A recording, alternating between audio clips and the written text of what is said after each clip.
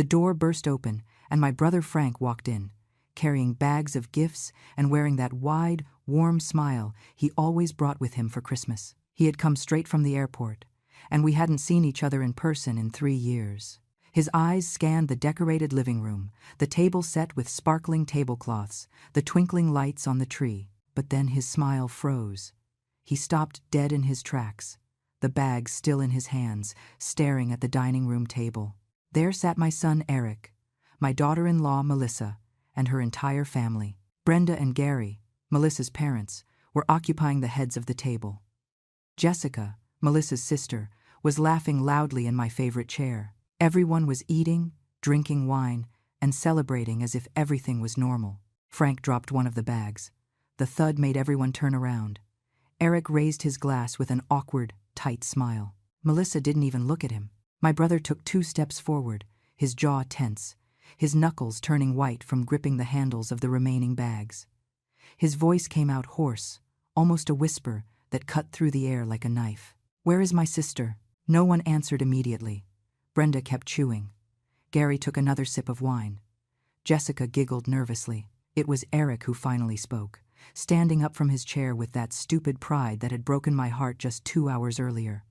"I kicked Mom out. My wife can't stand her." He said it just like that, chest puffed out, as if he had done something admirable. Melissa nodded from her seat, satisfied, wiping her mouth with my linen napkin, the one my grandmother had embroidered, the one I only used on special occasions. Frank didn't say a thing. He placed the bags on the floor, gently, with a level of control that was scarier than any scream. He took off his coat, folded it calmly, and draped it over the back of the sofa. He walked toward the living area without looking back, and then he found me.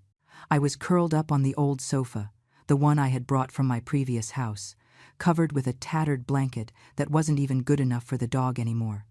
My eyes were swollen from crying so much. My hair was a mess.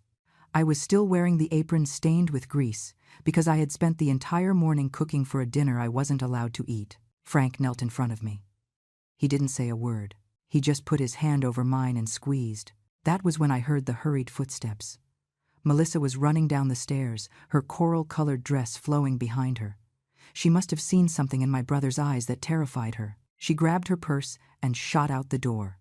My son Eric didn't have the same luck. Frank stood up slowly, turned around, and what I saw on his face made me understand that this Christmas wasn't going to end the way Eric had planned. But to understand how I got here, lying on my own couch while strangers celebrated in my apartment, I need to go back 3 years, when everything started to fall apart.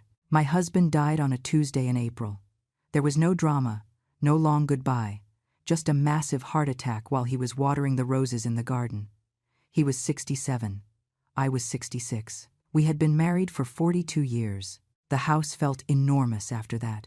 Every room was an echo. Every corner held a memory that hurt to touch. Eric would come to visit me on Sundays, always with Melissa hanging on his arm. She would smile, but her eyes were always evaluating everything. The antique furniture, the photos on the walls, the garden I could no longer maintain alone.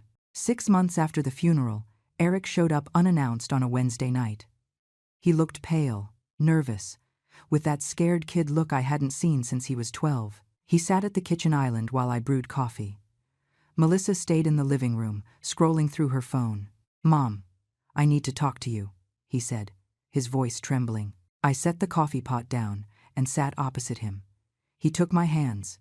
"We're in trouble, serious trouble." It turned out Eric had invested his entire savings into a business venture with a friend, an electronics startup that promised quick returns. But the friend skipped town with the money. Now Eric owed $120,000.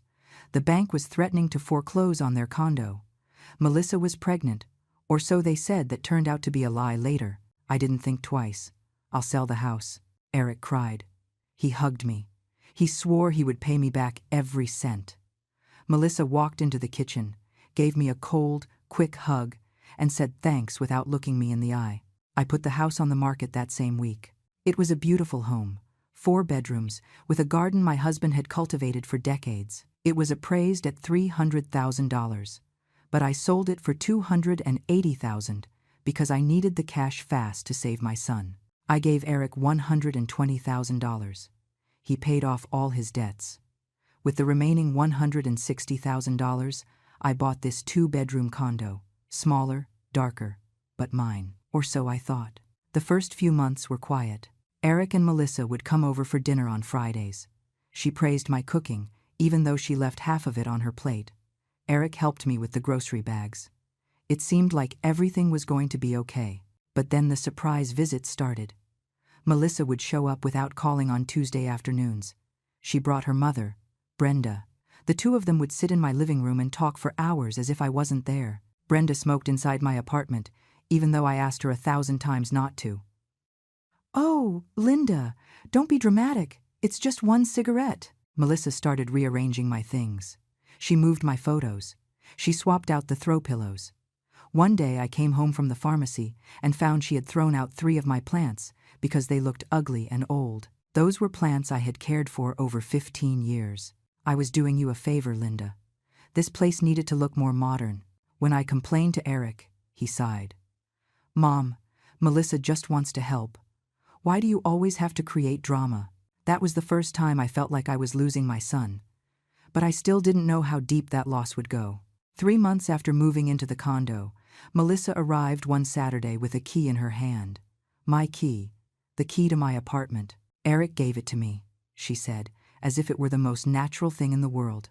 "So I can come over whenever I want without bothering you." I froze in the doorway.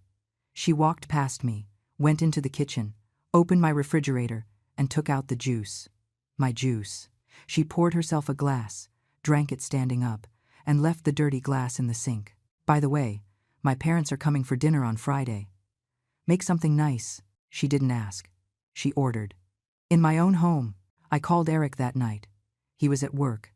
I heard voices in the background, laughter, the sound of a busy office. "Mom, what is it?" "I'm busy. Your wife has a key to my apartment. I don't remember giving it to her." Silence. Then a long, annoyed sigh. "I gave it to her. She's my wife, Mom. What's the problem?" "The problem is that this is my home, Eric. They can't just walk in whenever they want without."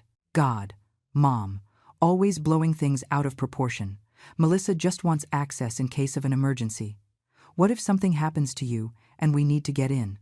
Think for a second. He hung up before I could respond. Friday arrived, and with it came Brenda, Gary, and Jessica. The 3 of them walked in like they owned the place. Brenda made herself comfortable in my favorite armchair, the one that had belonged to my mother. Gary turned on the TV without asking and cranked the volume up until the walls vibrated. Jessica opened my pantry and took out the cookies I had bought for myself. "Is dinner ready yet?" Melissa asked, checking her phone. I had spent 4 hours cooking. Roast chicken with potatoes, salad, rice pilaf, and a 3-milk cake for dessert. The table was set perfectly. I had used my good china, the porcelain with hand-painted flowers that my husband gave me for our 20th anniversary. "Is everything ready?" "Perfect. Mom, Dad, Jessica, come eat." They sat down, the 5 of them. Eric arrived 15 minutes later. He kissed Melissa on the forehead. He greeted his in-laws with enthusiastic hugs. He gave me a quick peck on the cheek without meeting my eyes. I remained standing by the kitchen island. "Aren't you sitting down, Mom?" Eric asked, pouring himself wine. "There aren't enough chairs." That was a lie. There were 6 chairs. But Brenda was in my spot, at the head of the table, where I always sat.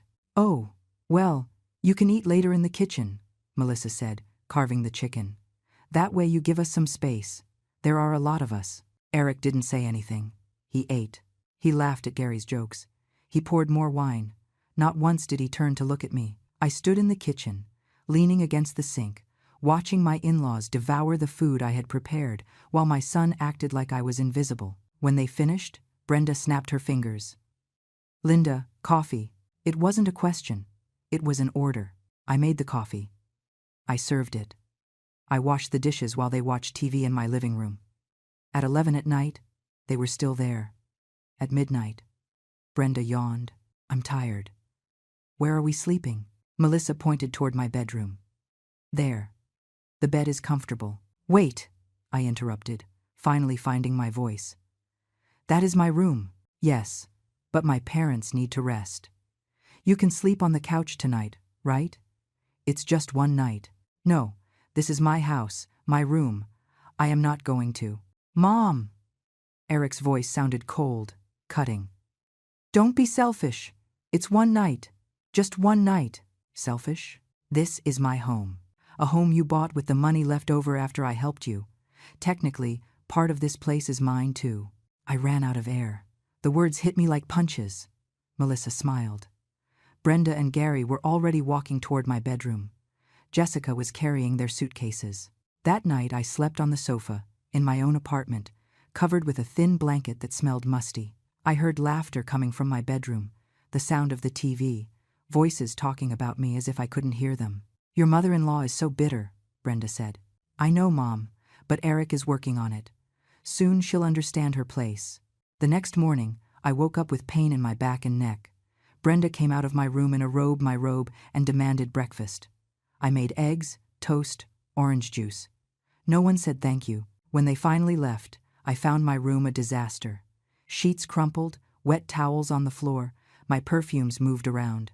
And on my dresser, the photographs of my husband were turned face down, as if they wanted to erase even his memory from my own house. I called Eric. Your wife cannot bring her family here again without my permission. Mom, stop it. That's enough. Melissa is my wife. Her family is my family. And frankly, you should be grateful they still want to spend time with you. You aren't exactly the most pleasant person. Grateful? I asked. Grateful that they invade my space, sleep in my bed, treat me like a maid? You're being dramatic. You always have been. Maybe that's why Dad... He stopped. But the damage was done. Maybe that's why Dad what... Eric? He hung up. He didn't speak to me for 2 weeks. Melissa, on the other hand, came over every other day. She brought things. First, it was a hideous painting, a piece of modern art with gray splotches that she hung in my hallway without asking. Then it was new mustard-colored throw pillows that clashed with everything. Then, a massive lamp that didn't match a single thing I owned. I'm modernizing this, she said. It looks like an old lady's house. I was 69. I was an old lady. But this was my old lady house. One Tuesday, I came home from buying medicine and found Melissa and Jessica taking my photos off the walls. All of them.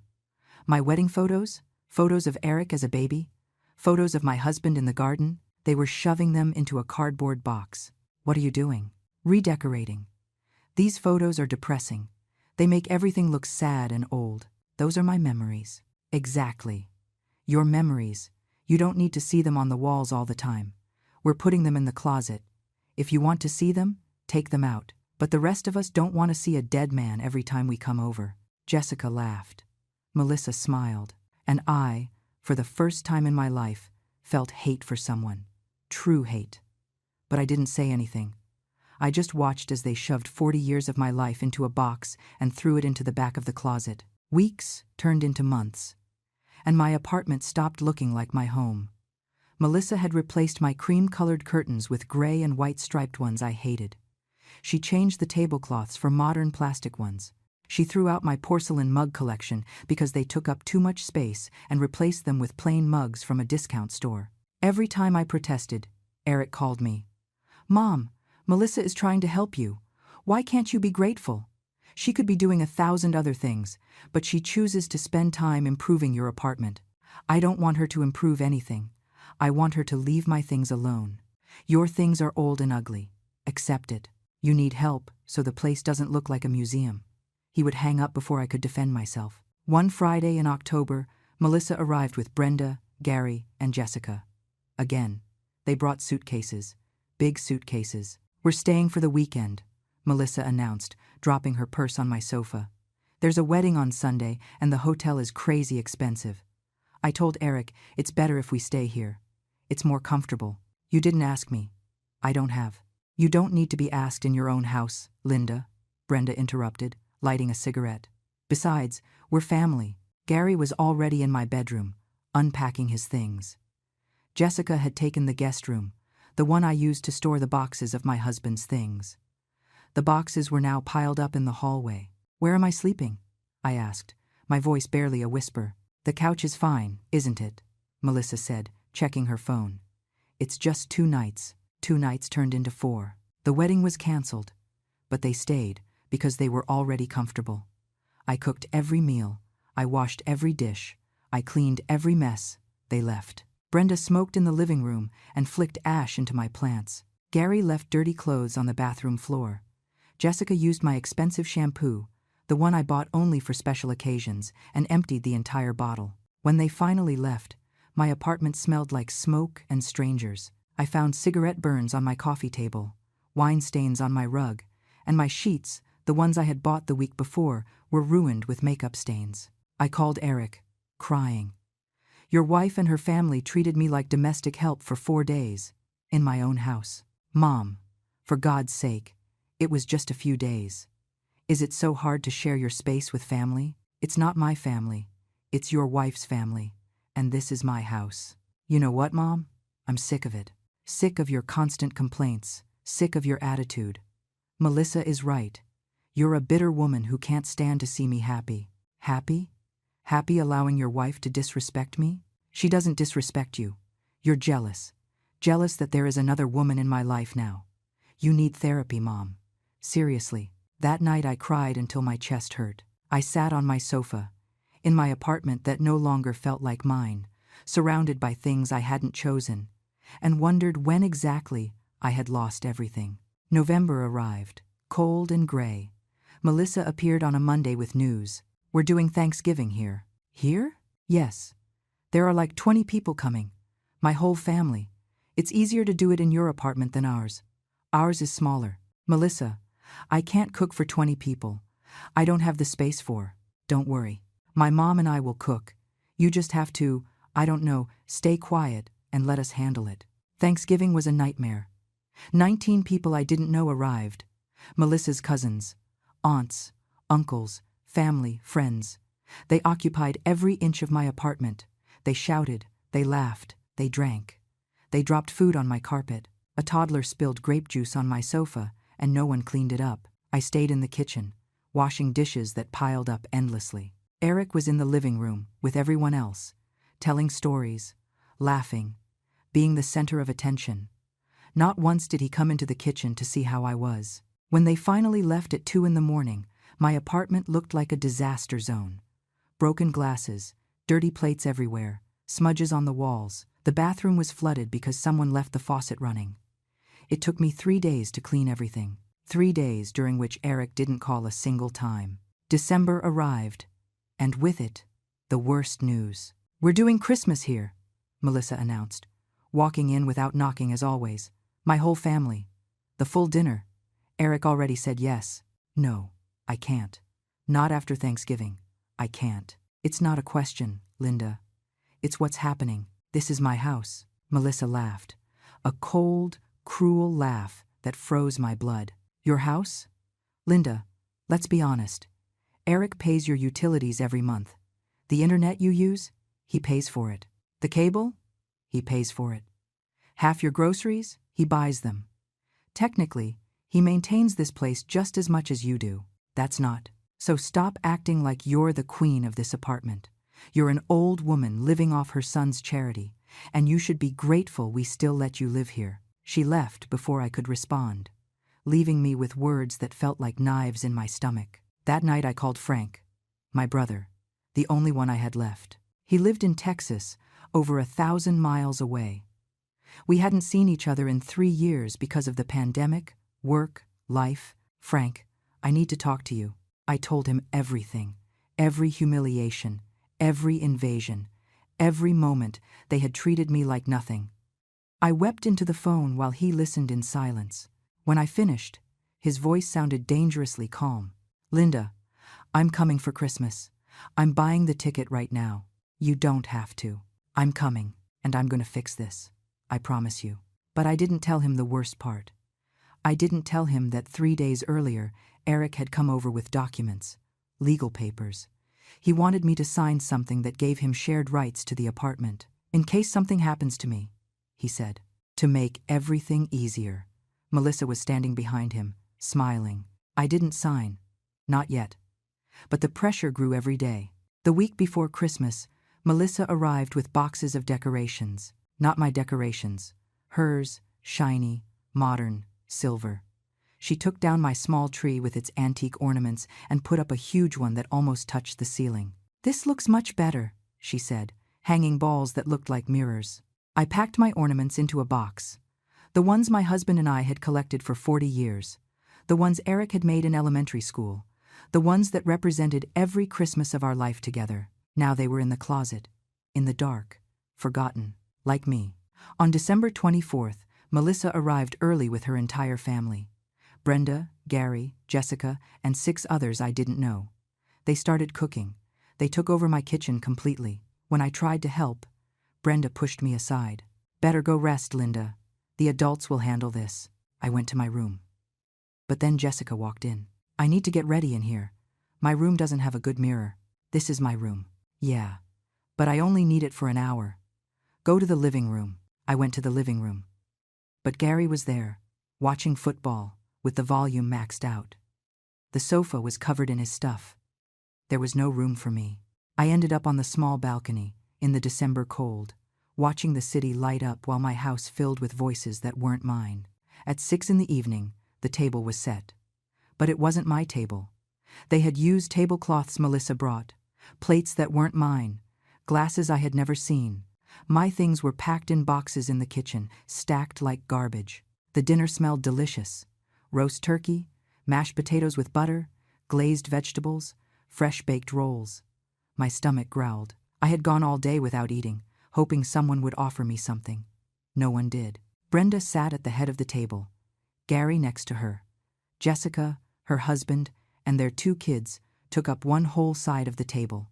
Other relatives I didn't know filled the remaining chairs. Melissa sat next to Eric's empty chair. He hadn't arrived from work yet. I stood in the entryway of the kitchen, watching my own table, in my own apartment, fill with strangers. "Aren't you sitting down, mother-in-law?" Melissa asked, with that fake smile I knew so well. "There's no room." "Oh, right. Well, you can eat later. We left something for you in the kitchen." Brenda laughed. Gary poured wine. The kids screamed. And I stood there, invisible, like a ghost in my own life. Eric arrived 20 minutes later. He kissed Melissa, greeted his in-laws effusively, picked up his wife's nephews. He saw me standing by the kitchen and gave me a quick wave of his hand, like someone shooing away a fly. "Hi, Mom." That was it. He sat in the only empty chair, the one that should have been mine, and started to eat. He laughed at Gary's jokes. He praised Brenda's cooking. He toasted to the perfect family, and not once did he turn to look at me. I went to the living room. I sat in the only free space I found, a corner of the sofa where they had piled coats.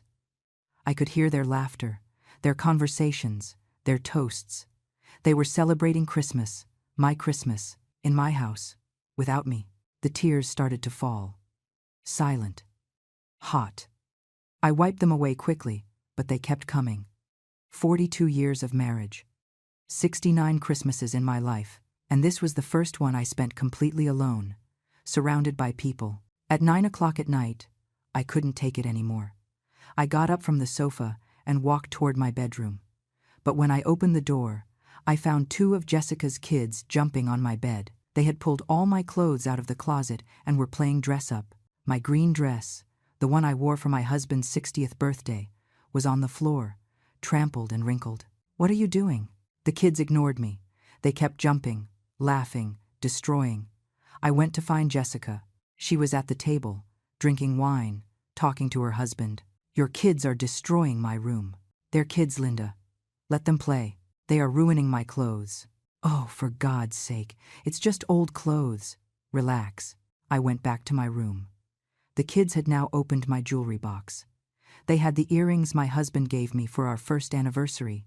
They were using them as toys, throwing them at each other. "Stop, drop that." One of the kids looked at me and stuck out his tongue. The other threw the earrings on the floor and stomped on them. I heard the crunch of metal bending. Something inside me broke. I walked out of the room, shaking. I went straight to Eric. He was pouring more wine, laughing with Gary about some football game. "Eric, I need to talk to you. Now." "Mom, I'm busy. Jessica's kids destroyed my things. My jewelry, my clothes. You need to." "Mom, they're kids." "Calm down." "I am not going to calm down. This is my house, and your wife and her family are treating me like trash. The noise at the table stopped. Everyone turned to look at me. Melissa stood up slowly, her napkin still in her hand. Excuse me? What did you say? I said you treat me like trash. In my own house. You kick me out of my room, take my place at the table, destroy my things, and act like I don't exist. Brenda let out a dry laugh. Linda, nobody is treating you badly. You're the one having trouble sharing. Trouble accepting that your son has a new family. I am his family. You were his family, Melissa corrected, walking toward me. Now I am his family, me and my people. And if you can't accept that, then maybe you're the one who shouldn't be here. The silence that followed was deafening. Eric said nothing. He stood there, holding the wine bottle, looking at the floor. Eric, I whispered. Say something. He looked up. And what I saw in his eyes terrified me. There was no love, no concern. There was only discomfort, annoyance, as if I were the problem, as if I were the intruder. Mom, maybe you should go rest. You're upsetting everyone. Upsetting? They are pushing me out of my own life. Enough! Eric shouted, slamming the table. The glasses shook. Enough with your drama.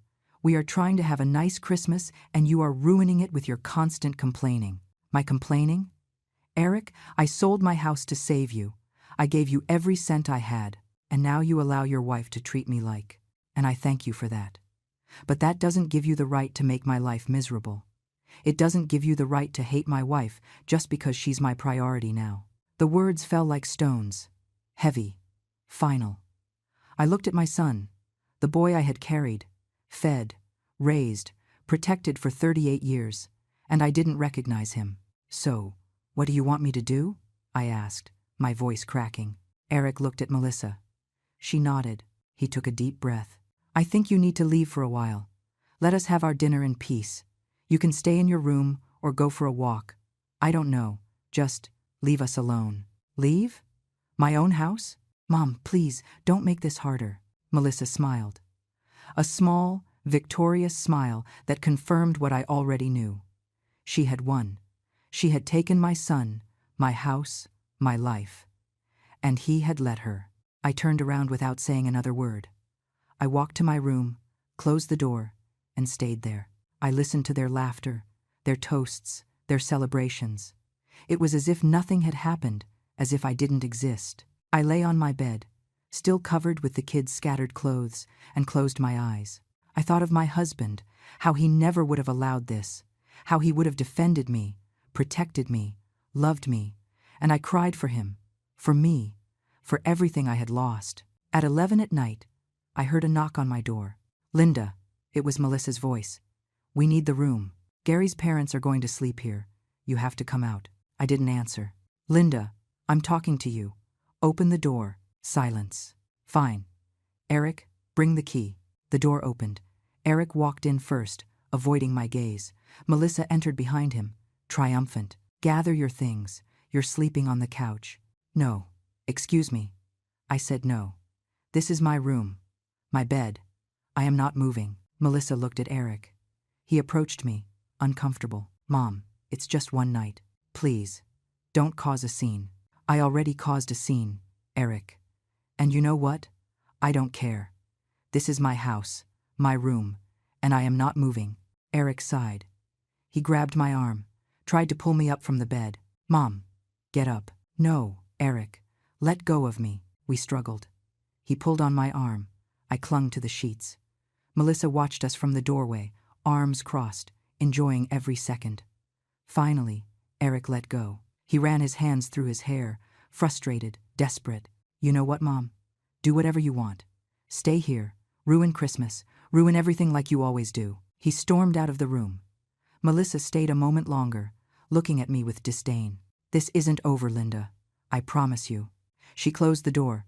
I heard her footsteps walking away, their murmuring voices, and then silence. I stayed in my bed, shaking, unable to believe what had just happened. My son had tried to physically remove me from my own room, my own son. I stayed awake all night. I heard movement in the apartment, voices, muffled laughter, the sound of plates and glasses. At 2 in the morning, Everything quieted down, but I was still awake, staring at the ceiling, wondering how I had reached this point. At 6 in the morning, I heard a knock on my bedroom door. Soft, almost timid. "Mom," it was Eric. His voice sounded different, less harsh, almost guilty. I didn't answer. "Mom, I know you're awake. I need to talk to you." I waited. He opened the door slowly. He was carrying 2 cups of coffee. He sat on the edge of my bed, offered me one. I refused it. "Listen, about last night. I went too far. I know. I shouldn't have tried to drag you out of your room. It was too much." Silence. "But Mom, you have to understand. Melissa is my wife. Her family is important to me.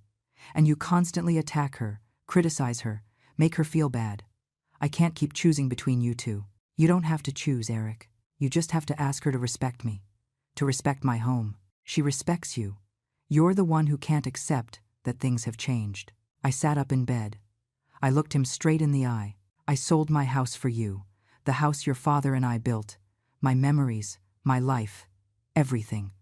I sold it to save you. And this is how you pay me back? By letting your wife treat me like nothing? I appreciate it, Mom. Really. But that was your decision. I didn't force you. You begged me. You cried. You told me you would lose everything, and you decided to help. That makes you a good mother. But it doesn't make me your slave forever." The words hit me like slaps to the face. I wanted to scream at him, tell him everything I felt, but I was so tired, so empty, that I could only whisper, "Get out of my room, Eric. Mom, get out, please." He left the coffee cup on the dresser and walked out without another word. He closed the door gently, as if that made what just happened any less painful. I got up. I got dressed. I walked out of my room. The apartment was a disaster. There were cups everywhere, dirty plates stacked in the kitchen, stains on the carpet. The Christmas tree had half its lights out, and on the sofa, covered with a thin blanket I recognized as mine, Gary was sleeping, snoring loudly. I started to clean, not because I wanted to, but because I didn't know what else to do. I washed dishes. I picked up trash. I scrubbed stains. At 9 in the morning, Brenda came out of the guest room. "Oh, good. You're cleaning. We left everything a bit messy last night." I didn't answer. "There's coffee. Make your own." Brenda raised her eyebrows. "Wow. Someone woke up on the wrong side of the bed. Still mad about last night? Linda, you need to learn to relax. Life is too short to be bitter all the time." I dropped the rag in the sink and looked at her. "Brenda, with all due respect, you have no idea what I am going through. I know exactly what you're going through. You're going through what every mother-in-law goes through. The moment your son stops being yours and becomes someone else's husband. It's natural. It's normal. But you are clinging on, and it just makes you look pathetic." I took a deep breath, counted to 10. I didn't answer. I turned around and kept cleaning.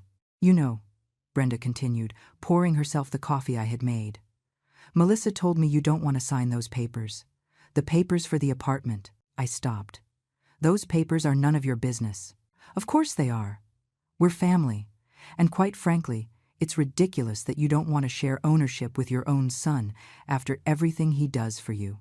"Everything he does for me?" "Brenda, this is my home. I bought it with my money. The money left over after I saved your son-in-law from ruin. Details. The point is that Eric is your only son, your only family. You should ensure he has a place to live when you're no longer here." Eric has his own apartment, a small apartment, with a lot of debt still.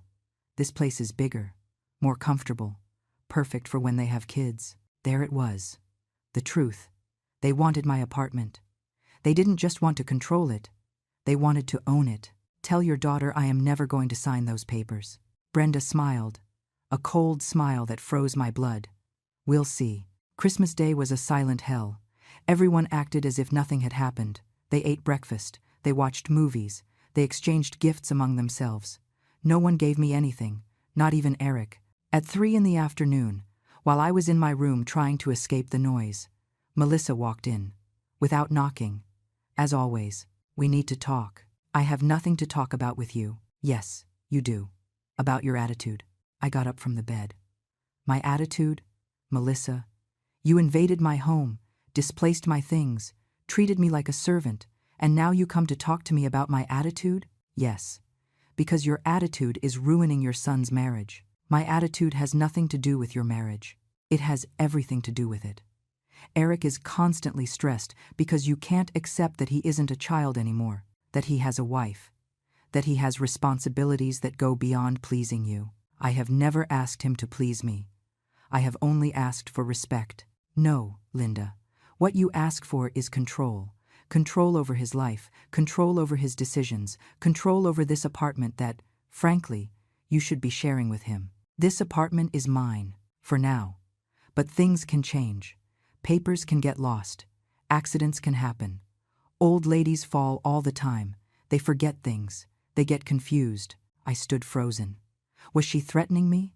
Was she actually threatening me in my own home? Get out of my room. Or what, Linda? What are you going to do? Call your son? He's on my side. He will always be on my side, because I give him what you can never give him. Unconditional love, no strings attached, no manipulation. I have never manipulated him. No? And what was selling your house? Did you not do it so he would feel indebted to you forever, so he could never leave you? That is manipulation, Linda, and I am freeing him from it. She walked out of the room before I could respond, leaving me shaking, terrified, feeling for the first time that I was in real danger. That night, while everyone ate pizza they had ordered without asking if I wanted any, I stayed in my room. I heard their voices, their laughter, and for the first time in my life, I felt true fear of my own son, or rather, fear of the woman who controlled him. At 10 o'clock at night, when I thought everyone was asleep, I went out onto the balcony.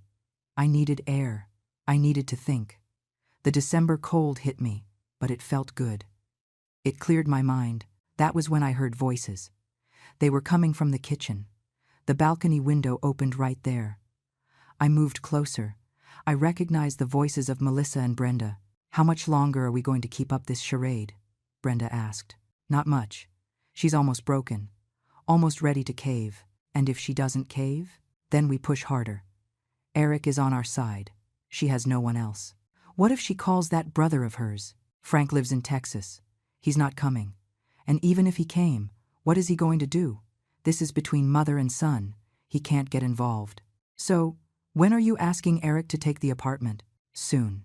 Maybe after New Year's, when she's more vulnerable, more alone. We'll make her believe it's for her own good, that it's dangerous for her to live alone at her age, that she needs care, and once she signs, this place will be ours. And her? Where will she go? I don't know. I don't care. A nursing home, the street, wherever. I just want this apartment. It's perfect for us. And she is just an obstacle. Brenda laughed. Melissa laughed too, and I stood there, frozen, listening to them plot to steal the only thing I had left. I sneaked back into the apartment. I went to my room. I locked the door, and for the first time in months, I made a decision. I called Frank. "Linda, it's 11 at night. What's wrong?" "Frank," I whispered, my voice breaking. "I need you to come. Please. I need help." "What happened?" I told him everything. The threats, the plans, everything I had heard. He didn't interrupt. He just listened. And when I finished, his voice sounded like steel. "I'm arriving tomorrow. The flight leaves at 6 in the morning. I land at 2 in the afternoon. Linda, hold on. Just hold on one more day. I'm going to fix this." "How?" "You'll see. Trust me." We hung up. I lay in my bed, and for the first time in weeks, I felt something resembling hope. The morning of December 26th dawned gray and cold. I got up early, before everyone else. I made coffee in silence, trying not to make noise. My hands shook as I held the cup. Frank would arrive in a few hours. I just had to hold on until then. Eric was the first to wake up. He came down in pajamas, his hair messy. He saw me in the kitchen and stopped. "Good morning, Mom." "Good morning." Awkward silence. He poured coffee and sat at the table.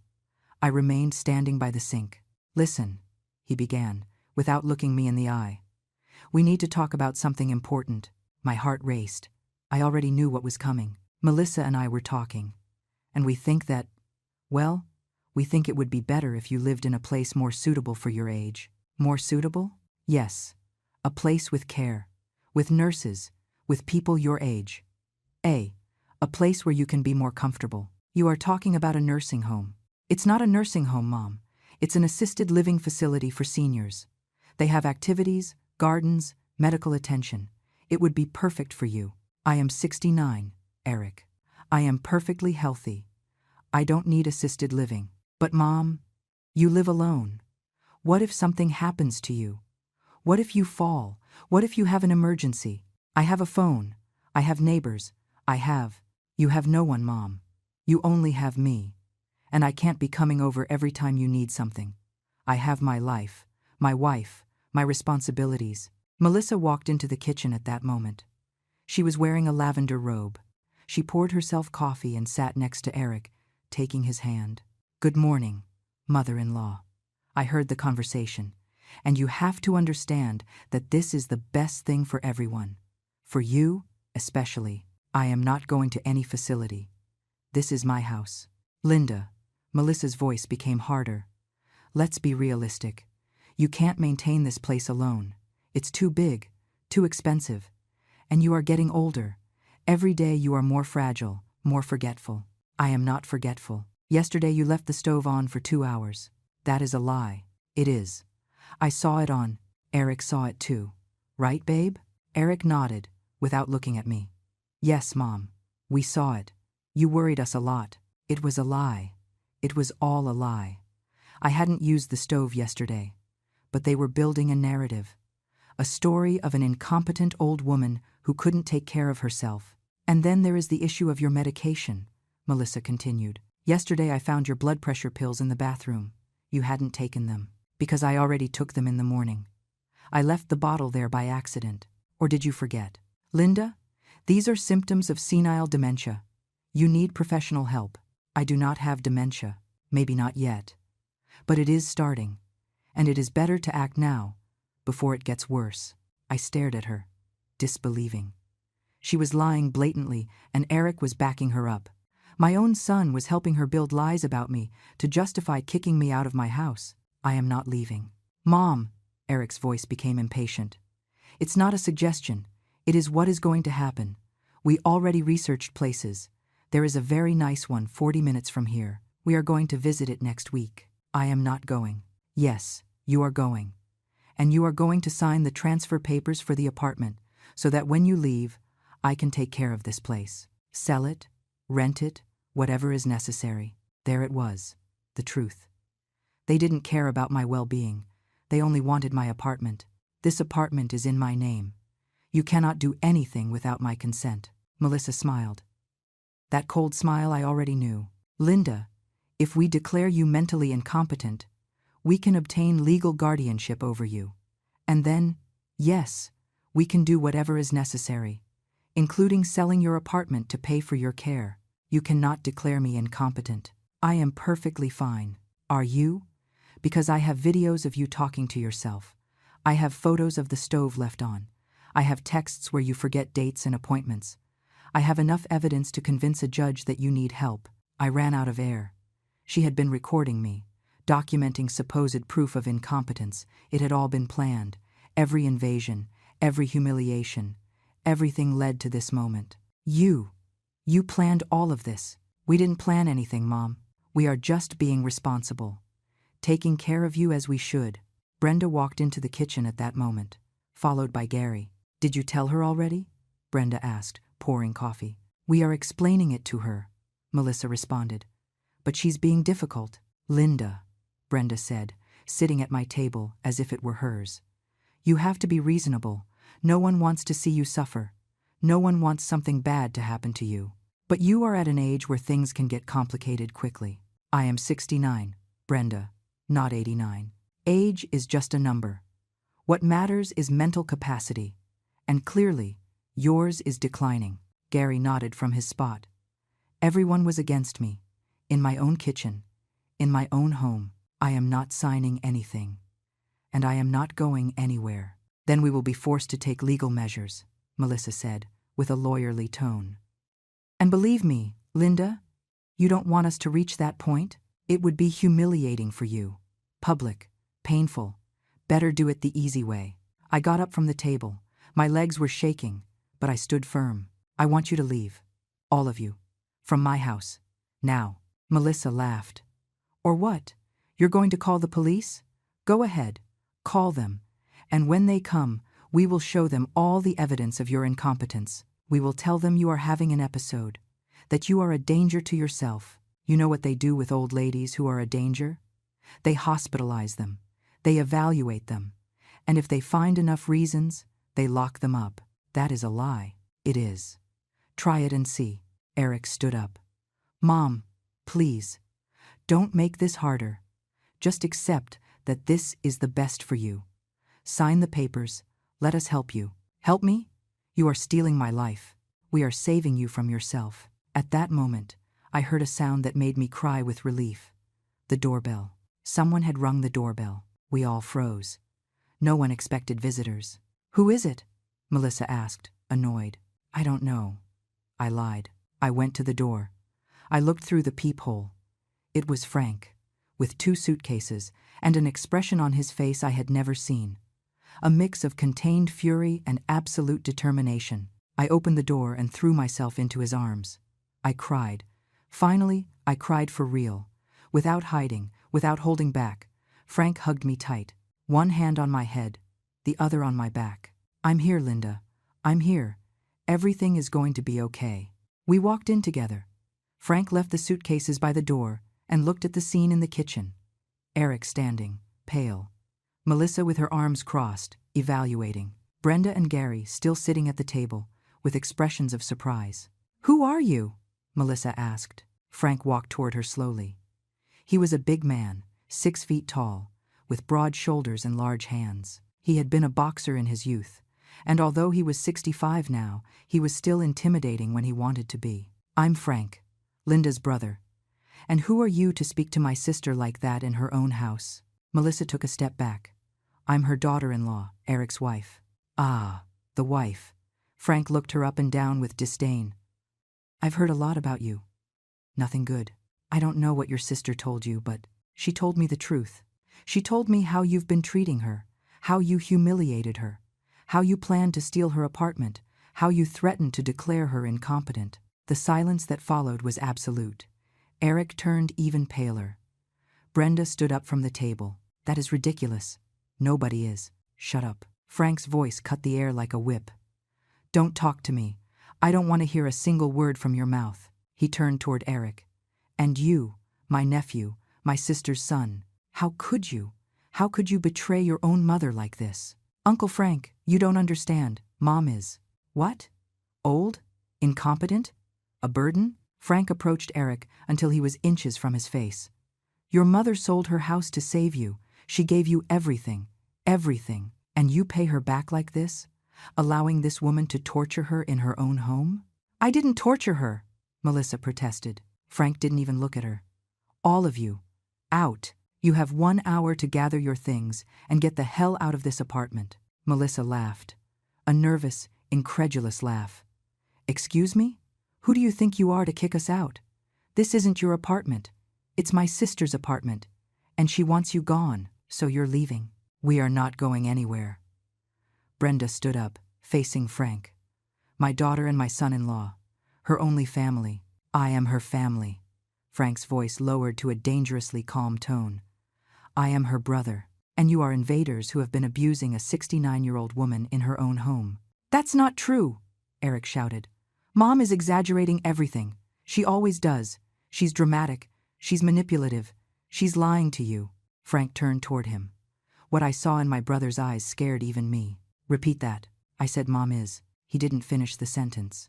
Frank grabbed him by the shirt collar and pushed him against the wall. Not violently, but with enough force to make clear who was in control. Listen to me well, boy, because I'm only going to say this once. Your mother is the most honest, hard-working, self-sacrificing woman I have ever known. She raised an ungrateful son alone while your father worked 16 hours a day. She gave you everything, everything. And now you come to call her a liar in her own house? Uncle Frank, let me go. When I finish talking. Your mother called me last night crying, terrified. She told me how you planned to steal her apartment, how you fabricated false evidence of incompetence, how you threatened to lock her in a nursing home. Is that true? Eric didn't answer. His silence was all the confirmation Frank needed. You are a disgrace. A disgrace to your mother, to your dead father, to this family. He let him go. Eric stumbled, coughing. Melissa ran to him. You can't do this. I'm going to call the police. Do it, Frank said, pulling out his phone. I'm going to call them too. And I'm going to report harassment, elder abuse, attempted fraud, and threats. Want to see who comes out worse? Melissa froze. Brenda too. Gary, who until now had remained quiet, finally spoke. Listen, maybe this got out of hand. Maybe we should all calm down and… Shut up, Frank interrupted. You, the one who smoked inside this house, the one who left cigarette burns on the coffee table, the one who treated my sister like a maid. Shut up and pack your things. You can't kick us out just like that, Brenda said, regaining some courage. We are Eric's family. We have a right to be here. You have no rights. This apartment is in the name of Linda Gonzalez. Only Linda. Neither Eric nor anyone else has rights to this property. And if you don't leave voluntarily, I will remove you myself. You in what army? Gary asked, puffing out his chest. Frank laughed, a dark, humorless laugh. Do you really want to find out? I'm 65, Gary, but I boxed for 20 years, and you look like someone who hasn't lifted anything heavier than a beer. So yeah, ask yourself, do you really want to find out? Gary backed down. Brenda took his arm. Let's go. These people are crazy. Yes, Melissa said, grabbing her purse. Let's go. But this doesn't end here. I'm going to talk to a lawyer. I'm going to sue for harassment, for assault, for attempted theft, Frank interrupted. For elder abuse, for fraud, for threats. Go ahead, do it. I have recordings of the conversation you had last night with your mother, where you plan to take the apartment from Linda, where you talk about declaring her incompetent, where you say you don't care where she ends up. Want a judge to hear that? Melissa went white. Completely white. No, you don't have any recording. Frank pulled out his phone, pressed play, and Melissa's voice filled the kitchen. When are you asking Eric to take the apartment? Soon. Maybe after New Year's. When she's more vulnerable. More alone. I ran out of air. Frank had recorded the conversation. He hadn't arrived today. He had arrived last night, late, without anyone seeing him, and he had heard everything. Turn it off, Melissa whispered. Why? It's barely starting. The part where you say you don't care if Linda ends up on the street is coming up. Turn it off! Frank stopped the recording, pocketed the phone. You have 45 minutes. Gather your things and get out. If in 45 minutes you are still here, I play this recording for the police, and believe me, elder abuse is a felony, a very serious one. Brenda was the first to move.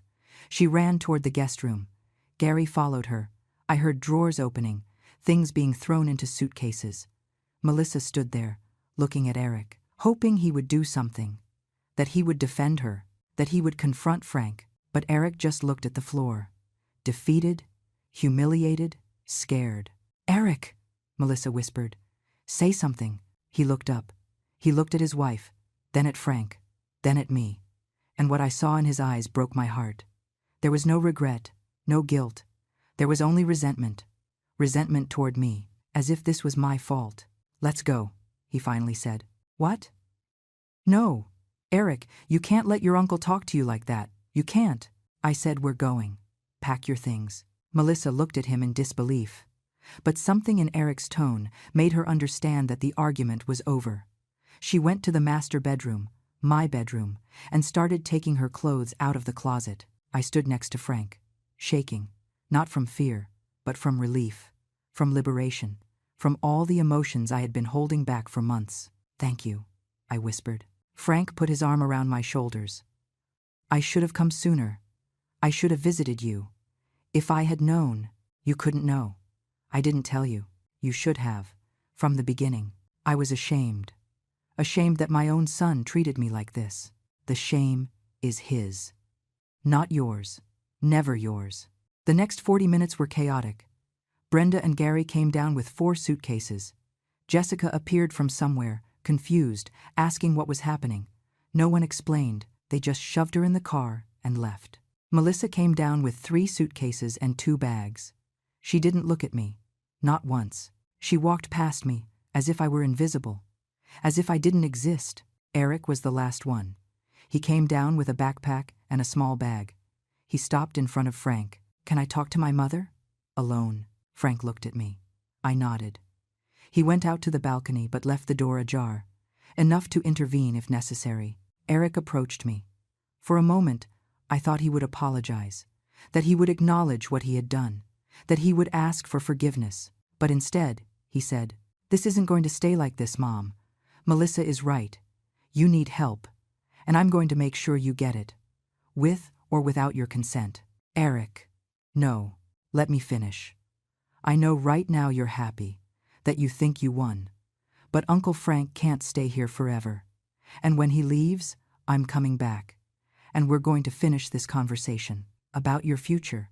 About this apartment. About everything. Are you threatening me? I'm promising you that I'm going to take care of you, even if you don't want me to, because I am your son, and that is my responsibility." He left without saying another word. I heard the door close. I heard his footsteps walking away down the hall. I heard the silence that remained afterward. Frank came in from the balcony. "Are you okay?" "I don't know." I sat on the sofa. My sofa, in my living room, in my apartment, and for the first time in months, it was quiet. No strange voices, no alien laughter, no invaders. But I didn't feel victorious either. I felt empty, broken, because I had lost my son, the boy I carried, whom I nursed, whom I cared for 38 years. I had lost him to a woman who had turned him into someone I didn't recognize. "He's going to come back," I said quietly. "I know. He's going to try to take the apartment. Not if I can help it." Frank sat next to me, took my hand. "Linda, I need to ask you something, and I need you to be honest. Do you want to stay here? In this apartment? After everything that happened? It's my home. I know, but it's full of bad memories now. Every corner, every room. Do you really want to stay?" I thought about it. I looked around. The walls Melissa had painted gray. The furniture she had moved. The curtains she had changed. He was right. This place no longer felt like my home, but it was the only thing I had left. I have nowhere else to go. "Yes, you do. With me. To Texas." I looked at him in surprise. "Frank, listen to me. I have a big house. Too big for an old man alone. 3 bedrooms. Garden. Space. Peace. Come live with me. Sell this apartment. Use that money for yourself. To travel. To live. To be happy. I can't leave you like this. I can't be a burden." "Burden? Linda, you are my sister. My only sister. You would be a blessing, not a burden." The tears started to fall. Again.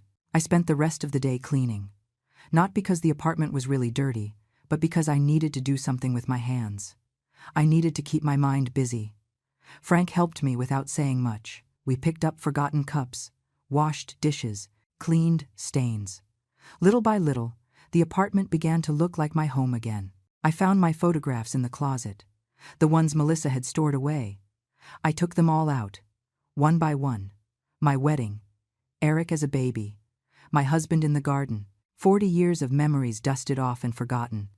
I wiped them carefully and hung them back on the walls. Frank watched me from the sofa. "You look better when you smile." "I haven't smiled in months."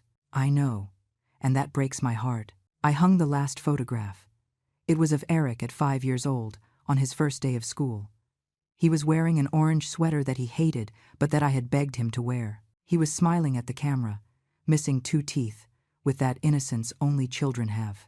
"Where did he get lost?" I whispered. "Where did that little boy get lost?" "I don't know, Linda. Sometimes people change. Sometimes the wrong influences turn them into people we don't recognize. But he is still my son. He is. Because the son I remember would never have treated his mother like this. The Eric I knew was kind, considerate. That man I saw today was not your son. He was a stranger with Eric's face. He was right, and that hurt more than anything else. That night I made dinner. Just for the 2 of us. Roast chicken with potatoes, simple salad, homemade bread. While I cooked, Frank put on music, old boleros our parents used to listen to, the house filled with the voice of Los Panchos. With memories of a simpler time, we ate in silence. A comfortable silence. No tension. No fear. It was strange to be at my own table without feeling anxiety, without expecting someone to criticize my food or demand something. "This is delicious," Frank said, serving himself more. "It's just chicken. It's the best chicken I've eaten in years. Because it's made with love, not obligation." After dinner, we sat in the living room. Frank made coffee. We settled onto the sofa, each with a cup, watching the city lights through the window. "Did you really mean it?" I asked after a while. "About Texas, completely serious. But your life is there. Your work, your friends. You can't just..." "Linda, I'm 65. I'm retired. My life is as lonely as yours. The difference is that I chose that solitude. You didn't. It was imposed on you. But I don't want to be a nuisance. How many times do I have to tell you that you aren't a nuisance? You are my sister, the only family I have left that's worth a damn. Mom and Dad died years ago. Eric turned into whatever he is now. It's just you and me, and I prefer to spend my last years with you than alone." I wiped the tears that were starting to form. "I need to think about it. Take the time you need. I'm not going to pressure you. I just want you to know the option is there. Always." That night I slept better than I had in months. In my own bed, with my own sheets, without fear of someone entering without permission, without anxiety of waking up and finding strangers in my living room. For the first time in a long time, I felt safe. The next morning, my phone rang. It was Eric. I hesitated before answering. Frank signaled for me to do it. Put the phone on speaker. "Mom." "Yes, I need to talk to you. Without Uncle Frank. Just you and me. Uncle Frank is here, and he is staying." Silence. Then a sigh. "Okay. Both of you then? I need to talk to both of you. Can I come over this afternoon? At 4? Okay." Frank nodded. "Okay. Fine. I'm coming alone. Without Melissa. Just me. I need to fix this." He hung up before I could respond. "Do you think it's true?" I asked. "I don't know. But we're going to find out." The next few hours were tense. I cleaned the apartment again, even though it was already clean. I made coffee even though I wasn't thirsty. Frank read the newspaper. Calm. But I could see the tension in his shoulders. At 4 o'clock sharp, there was a knock on the door. It was Eric. Alone. Like he had promised. He was carrying a paper bag in his hand. He looked tired. Deep dark circles. Messy hair. He had aged 10 years in a day. "Hi, Mom. Uncle Frank." Eric. He walked in slowly, sat on the sofa, put the bag on the coffee table. "I brought sweet bread. From that bakery you like." I thought that. I don't know. I thought we could talk while we eat something. Frank didn't move. Neither did I. "What do you want to talk about, Eric?" He took a deep breath, ran his hands through his hair. "I want to apologize. For everything. For how I treated you. For how I allowed Melissa to treat you. For... I know it's not enough. I know words don't erase what I did. But I need you to know that I am sorry. Are you? Or did Melissa send you to say this?" "Melissa doesn't know I'm here. In fact, we're fighting. Badly. Since yesterday, she wants us to hire a lawyer, to fight for the apartment. But I can't go on with this." Frank leaned forward. "Why not?" "Because last night I couldn't sleep. I stayed awake all night thinking about what I said, what I did, and I realized I turned into someone I don't recognize.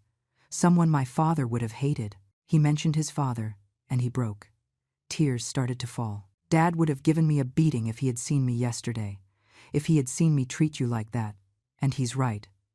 I'm 65. Uncle Frank, I should have done it. I should have defended you, Mom. But I got lost.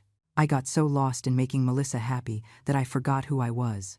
I forgot what was important. I wanted to believe him.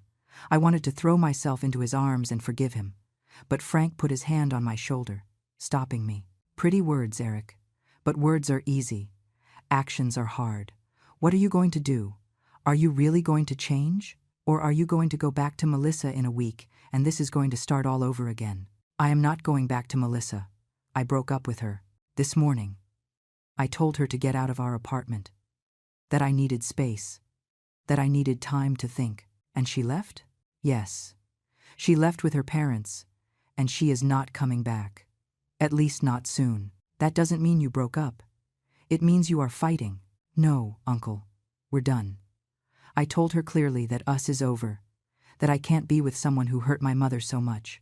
That I can't build a life with someone so toxic. I sat in the armchair across from him, looked him in the eyes, looking for lies, looking for manipulation.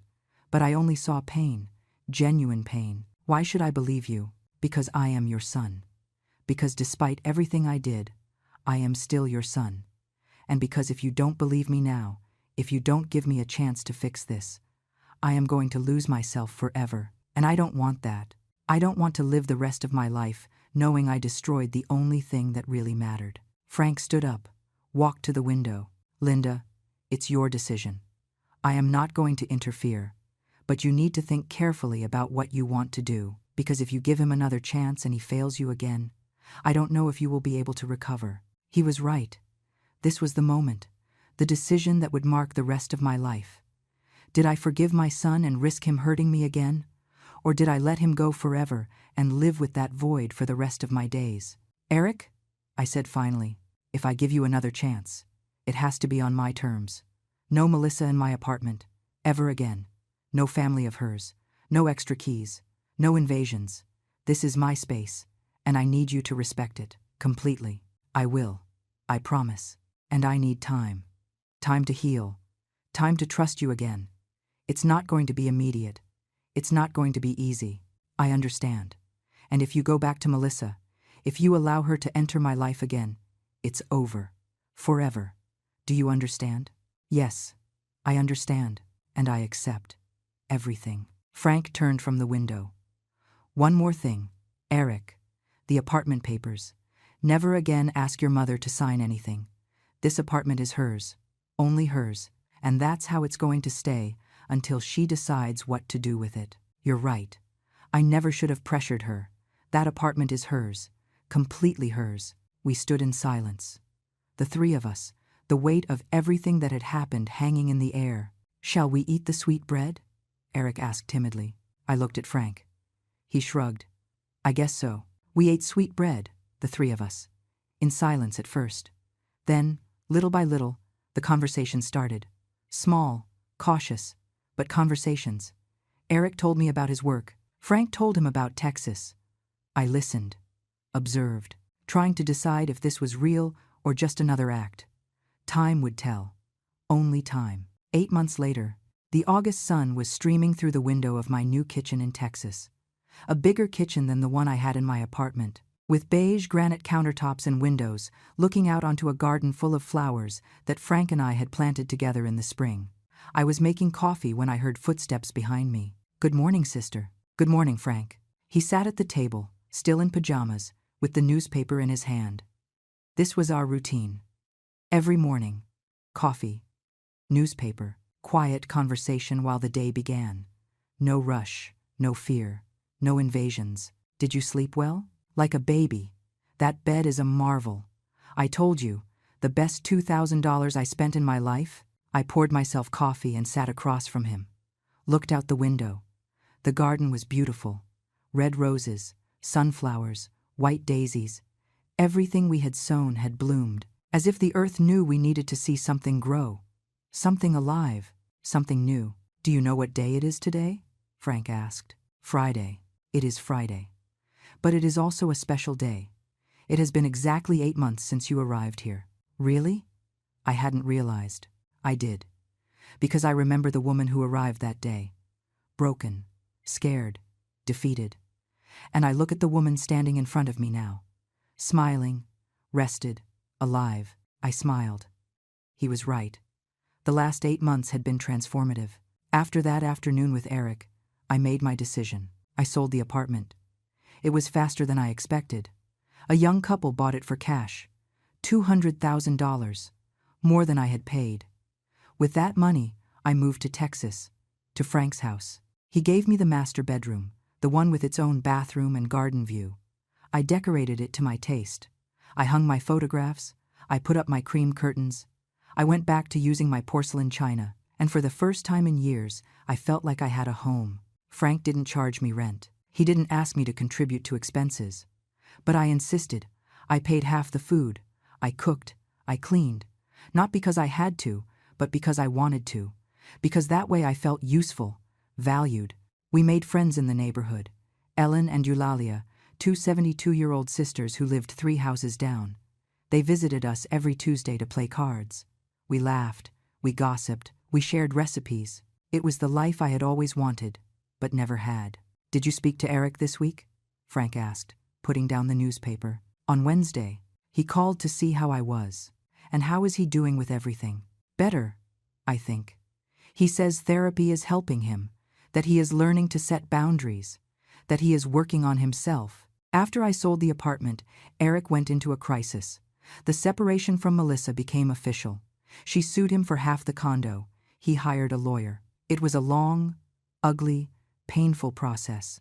But finally, it ended. Melissa kept her half, Eric his. Now he lived alone in a small apartment. More modest, but his. No debt, no Melissa, no in-laws, just him. And for the first time in years, he was learning who he was without someone manipulating him. We spoke once a week. Short conversations, cautious. He told me about his therapy, about his job, about his life. I told him about Texas, about the garden, about my new friends. It wasn't like before. It probably would never be like before again. But it was something. A start. A chance to rebuild what had been broken. Do you think you'll ever forgive him completely? Frank asked. I don't know. There are days when I remember everything that happened and I feel anger. Days when I think about how he treated me and I want to hang up when he calls. But then there are days when I remember the boy he was, the son I lost, and I want to give him another chance. It's normal. Forgiveness isn't an event. It's a process. I know. My therapist tells me the same thing. Yes. I was in therapy too. Frank had helped me find a wonderful psychologist, a 50-year-old woman named Aurora, irony of the name, who had helped me process all the trauma, all the emotional abuse, all the pain. The sessions were hard. I cried a lot. I screamed a lot. But little by little, I began to heal. I began to understand that nothing that happened was my fault, that I didn't deserve to be treated like that I had a right to set boundaries, to say no, to protect myself. And Melissa? Frank asked. Do you know anything about her? Eric says she got married again, to an older man, rich, has a big house on the outskirts of the city. Of course, she found her next victim, apparently. But she's not my problem anymore. Not our problem. We finished the coffee in comfortable silence. Outside, the birds sang. The sun warmed the garden. Everything was at peace. You know what I'd like to do today? I said suddenly. What? Go to the farmer's market. Buy fresh flowers, maybe some vegetables, make a special dinner, invite Ellen and Eulalia. Celebrate these 8 months. Frank smiled. Sounds perfect to me. We went to the market. We bought flowers, tomatoes, squash, fresh herbs. The vendor, a 60-year-old man named Adrian, recognized us immediately. My favorite customers. How are you? Very well, Adrian. How is the family? Growing? My daughter had another baby. That makes 3 grandkids. Congratulations. We talked. We laughed. We paid. And as we walked back to the car with our full bags, Frank looked at me. You're happy here, right? Yes. Happier than I have been in years. I'm glad. Because seeing you happy makes me happy. That night I made a beautiful dinner. Roast chicken with vegetables. Rice with herbs. Homemade bread. Lemon dessert. Ellen and Eulalia arrived at 7. With wine and laughter, we ate in the garden, under the stars, with candles lighting the table. We talked about everything. About our lives, our children, our mistakes, our triumphs. Ellen told me about her divorce 20 years ago. Eulalia about the loss of her husband. Frank about his loneliness before I arrived. And I told them my story, for the first time, complete, without shame, without fear. I told them about Eric, about Melissa, about the invasions, the humiliations, the pain. And when I finished, Ellen took my hand. You are very brave, Linda. Not all women would have had the courage to leave, to start over at your age. I didn't feel brave. I felt scared. Courage isn't the absence of fear. It's acting despite the fear. And that is exactly what you did. That night, after Ellen and Eulalia left, I stayed alone in the garden, watching the stars, thinking about everything that had happened, about everything I had lost, but also about everything I had gained. I had lost my apartment, but I gained a home. I had lost my son, at least for a while, but I gained my dignity. I had lost my previous life, but I gained a new opportunity. My phone rang. It was Eric. I hesitated a second before answering. Hello. Hi, Mom. I know it's not our day to talk, but I wanted to hear your voice. Is everything okay? Yes, everything is okay. Just, I was thinking about you, about how you are, about if you are happy. I am happy, Eric. I'm glad. I'm really glad. Because you deserve to be happy, more than anyone. And I am so sorry that I was the one who took that happiness from you. Eric. No, Mom, let me finish. I've been in therapy for 8 months, working on me, understanding what I did. And every day, I realize more how terrible I was, how I failed you, and I want you to know that I don't expect you to forgive me. I don't expect us to go back to how we were before. I just hope. I hope I can be better. Little by little, and someday, maybe, I can call you my mother again, without it hurting you. The tears started to fall. But this time, they weren't tears of pain. They were tears of something resembling hope. You are always going to be my son, Eric. Always. Thank you, Mom. I love you. Even though I don't deserve it. I love you. I love you too. We hung up. I stayed there, in the garden, with the phone in my hand. Frank came out of the house with 2 cups of tea. Are you okay? Yes? I think so. Was it Eric? Yes. Good news? Yes. I think so. We sat together in the garden, drinking tea, watching the stars. And for the first time in my life, I felt true peace. Not perfect happiness, not absence of pain, but peace. The peace that comes from knowing you survived, that you stood firm, that you didn't let yourself be destroyed. At my 69 years, I had learned the most important lesson of my life. That it is never too late to start over. That it is never too late to choose yourself. That it is never too late to be happy. And as the wind moved the flowers in the garden and Frank hummed an old song, I closed my eyes and smiled. Because finally, after so much time, I was home.